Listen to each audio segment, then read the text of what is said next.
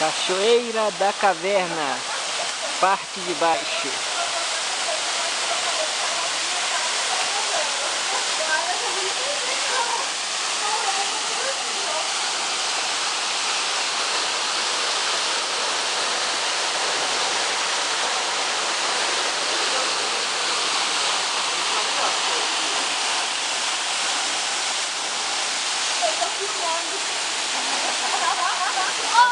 Tira uma foto aqui.